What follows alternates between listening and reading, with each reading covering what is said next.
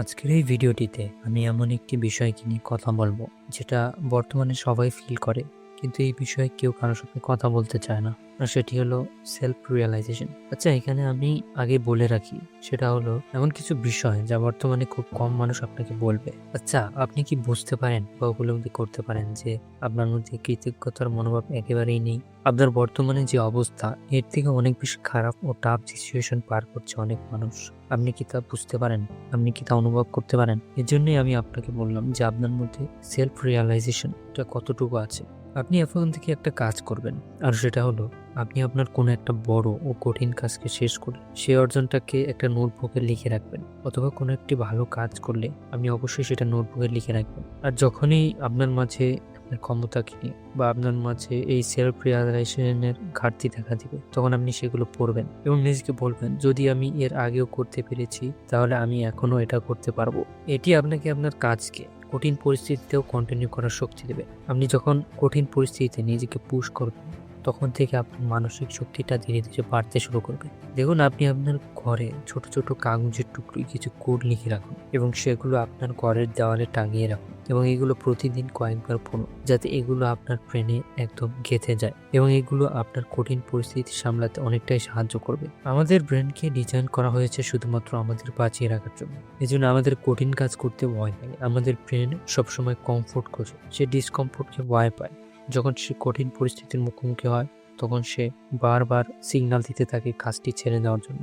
এজন্য আমরা প্রতিদিন নিজের আসল কাজগুলোকে ফেলে রাখি, যেটা আমাদের কাজের চাপ আরো বেশি বাড়িয়ে দেয়। এজন্যই আপনাকে আপনার কাজগুলোকে ছোট ছোট স্টেপ নিয়ে শুরু করতে হবে, যাতে আপনার ব্রেন অলসতা না করতে পারে। দেখুন, আমরা টিভিতে বা মোবাইলে নাটক সিনেমা দেখতে দেখতে আমাদের জীবনটাকেও ওই রকম রিয়েলিটির মতো বানিয়ে নিয়েছি। তাই আমরা এখন নিজের জীবনটাকেও তেমনটাই ভাবতে থাকি যে আমার জীবনটাও হয়তো এরকম। তাহলে আমি আপনাকে এখন একটু বাস্তবতায় ফিরিয়ে আনতে চাই। দেখুন, বাস্তবতা এত সহজ, বাস্তবতা পুরোপুরি ভিন্ন। এখানে টিকে থাকার লড়াই।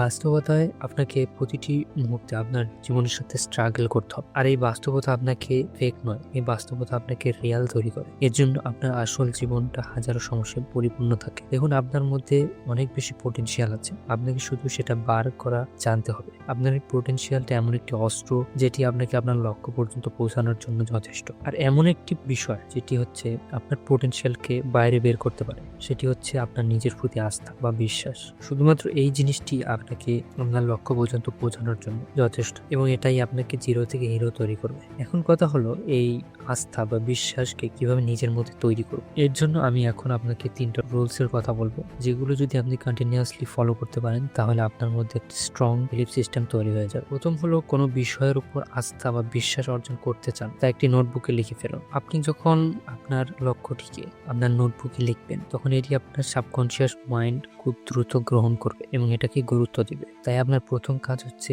আপনার সেই লক্ষ্যটিকে আপনার নোটবুকে লিখে ফেলুন। 2 নাম্বার হচ্ছে অ্যাফার্মেশন ও ভিজুয়ালাইজেশন। এই দুটি খুবই কার্যকরী। এটি আপনাকে আপনার ব্রেনে আপনার লক্ষ্য সম্পর্কিত বিশ্বাস তৈরি করতে অনেক বেশি সাহায্য করবে। প্রথম হচ্ছে অ্যাফার্মেশন। অ্যাফার্মেশন হচ্ছে এমন কিছু ইতিবাচক কথা যেগুলো আপনি যদি প্রতিদিন নিজেকে বলেন, এবং যখন আপনি অনুভূতির সাথে এই কথাগুলো বলবেন, তখন এটি আপনার ব্রেন দ্রুত গ্রহণ করবে। আর এটি হচ্ছে অ্যাফার্মেশন। আর ভিজুয়ালাইজেশন হলো এমন একটি টেকনিক যেটা হচ্ছে কথা নয়, শব্দ নয়, এটি হচ্ছে ইমেজের মাধ্যমে আপনার ব্রেনে আপনার লক্ষ্য সম্পর্কিত আস্থা তৈরি করা। ভিজুয়ালাইজেশনের মাধ্যমে আপনি কল্পনায় আপনার সেই লক্ষ্য সম্পর্কিত ছবি আপনার সাবকনশিয়াস মাইন্ডে পৌঁছাবেন। আপনার সাবকনশিয়াস মাইন্ডকে এটা অনুভব করাতে হবে যে আপনি সেটা হয়ে গেছেন, যেটা আপনি দেখছেন। আর এটি হচ্ছে ভিজুয়ালাইজেশন, এবং এটি খুবই কার্যকরী। এটিকে এমন ভাবে চিন্তা করুন, আপনি এমন একটি মুহূর্তে আছেন, যেমনটা আমরা যখন মুভি বা সিনেমা দেখি, যে আপনি সেখানে হচ্ছে হিরো এবং আপনি সেখানে মূল ভূমিকায় অ্যাক্ট করছেন। যদিও এটি একদিনে করা সম্ভব নয়, ধীরে ধীরে আপনার ব্রেন এই ভিজুয়ালাইজেশন করাতে দক্ষ হয়ে উঠবে। তাই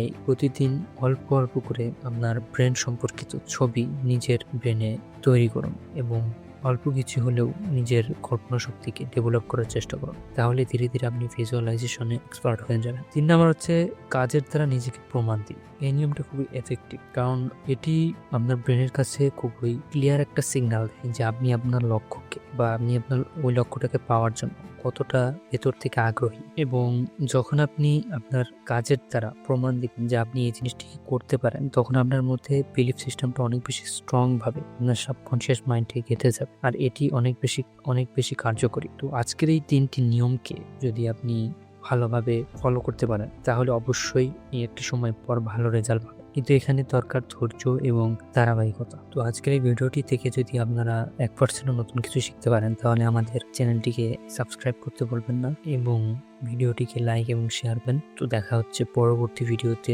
নতুন কোনো টপিকের সাথে। সে পর্যন্ত সবাই ভালো থাকবেন। Thanks for your time.